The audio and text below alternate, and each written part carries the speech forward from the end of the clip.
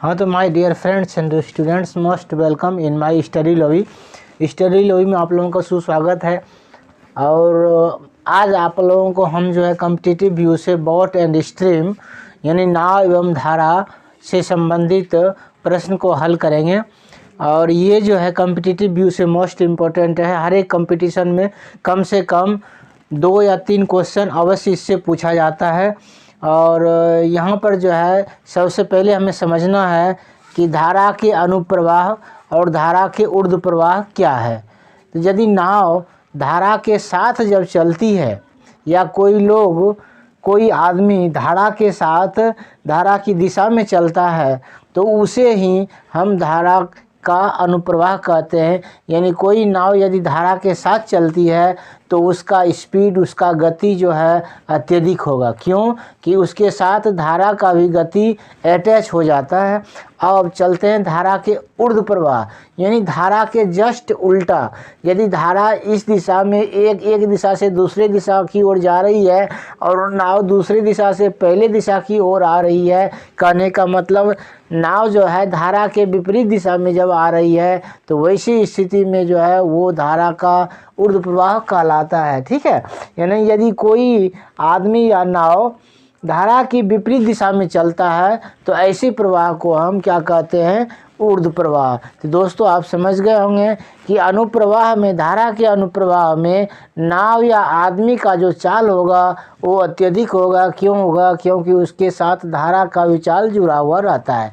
और धारा के ऊर्ध्व प्रवाह जो है, जो धारा के विपरीत दिशा में यदि कोई आदमी या नाव चलता है तो धारा का जो गति है नाव या आदमी को अवरोधित करता है, जिसके कारण उसका स्पीड जो है घट जाता है। कहने का मतलब अनुप्रवाह में नाव की चाल अत्यधिक होगी जबकि ऊर्ध्व प्रवाह में नाव की चाल जो है कम होगी। तो दोस्तों आप समझ गए होंगे कि अनुप्रवाह और ऊर्ध्व प्रवाह क्या है। अब देखो, यदि शांत जल में मान लिया जाए नाव की चाल है x किलोमीटर प्रति घंटा, शांत जल में जिसमें कि करंट नहीं है यानी धारा नहीं है, और धारा की चाल जो है y km प्रति घंटा है, यानी दोनों है। जल में हमेशा जो है धारा रहती है, चाहे कम या अत्यधिक। तो मान लिया जाए नाव की चाल आपका है x किलोमीटर प्रति घंटा एवं धारा की चाल है आपका y किलोमीटर प्रति घंटा। तो धारा की दिशा में कहने का मतलब हुआ कि धारा के अनुप्रवाह में, है ना, नाव की चाल क्या होगा, दोनों का चाल जो है जुट जाएगा, यानी x + y km प्रति घंटा हो जाएगा। दोस्तों मैंने आपको पहले ही बता चुका कि अनुप्रवाह में जो है धारा नाव की चाल अधिक होगी। क्यों अधिक होगी भाई? इसीलिए कि उसमें धारा की चाल प्लस नाव की चाल दोनों ऐड हो जाती है। और धारा के विपरीत दिशा में जो चाल होगी वो होगी ऊर्ध्व प्रवाह। तो ऊर्ध्व प्रवाह में जो है ना उसकी चाल क्या हो जाएगी, x - y किलोमीटर प्रति घंटा। अब देखो, क्यों धारा के ऊर्ध्व प्रवाह में नाव की चाल x - y किलोमीटर प्रति घंटा क्यों हो जाएगी? चूँकि नाव की चाल हमारा कितना है, x km, और धारा की चाल कितना है, y km।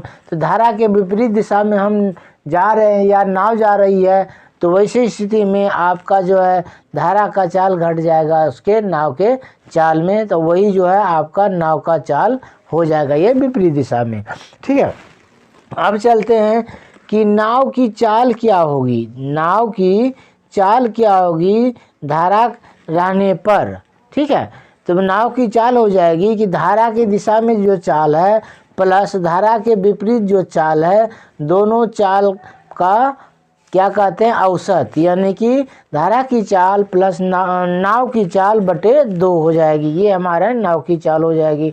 और धारा की जो चाल है वो हो जाएगी धारा की दिशा में चाल घटाओ धारा के विपरीत दिशा में चाल बटे 2।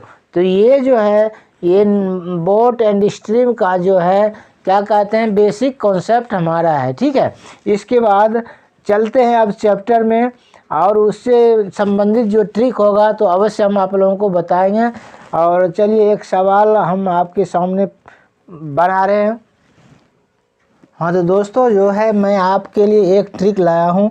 वो ट्रिक ये है कि यदि नाव की धारा की दिशा एवं धारा के विपरीत दिशा है ना में चाल का अनुपात है x अनुपात y।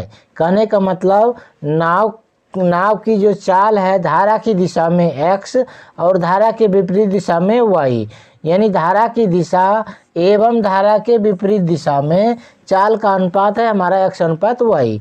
तो शांत जल में नाव की चाल और धारा की चाल का अनुपात क्या हो जाएगा? वो हो जाएगा हमारा x प्लस वाई अनुपात x माइनस वाई। ठीक है, इसको हम एक एग्जाम्पल के द्वारा आप लोगों को समझाना चाहते हैं। एग्जाम्पल जैसे है कि एक P बिंदु है और एक Q बिंदु है यहाँ से यहाँ तक। ठीक है, P और Q बिंदु है, ये आपका PQ बीच की दूरी हो गया। तो शांत जल में नाव की चाल है, यहाँ पर जो है नाव की चाल जो है वो है 7 km प्रति h। ठीक है, शांत जल में नाव की चाल क्या है? 7 किलोमीटर प्रति घंटा। और धारा की चाल है हमारा, धारा की चाल है वो 3 km प्रति h। शांत जल में नाव की चाल क्या है? 7 किलोमीटर प्रति घंटा और धारा की चाल है आपका 3 किलोमीटर प्रति घंटा। अब मान लिया जाए एक व्यक्ति P से Q तक है ना, ये धारा की दिशा में जाता है। ठीक है, अब फिर Q से P तक धारा के विपरीत दिशा में वापस आता है और दोनों को जाने और आने में जो है उसको कुल 10.5 घंटे का समय लेता है। कितना समय लेता है? 10.5 घंटे। ठीक है, लेकिन PQ की दूरी हमें मालूम नहीं है जिसे ज्ञात करना है।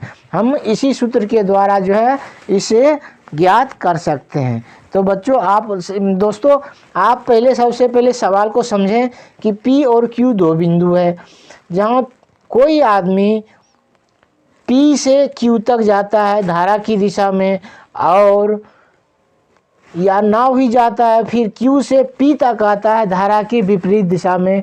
तो जबकि नाव की चाल है शांत जल में 7 किलोमीटर प्रति घंटा और धारा की चाल कितना है? 3 किलोमीटर प्रति घंटा। तो कह रहा है कि शांत जल में नाव की चाल और धारा की चाल का अनुपात क्या हो जाएगा? x जोड़ y अनुपात x घटा y। सबसे पहले क्या करना है कि धारा की दिशा में चाल क्या हो जाएगा दोस्तों?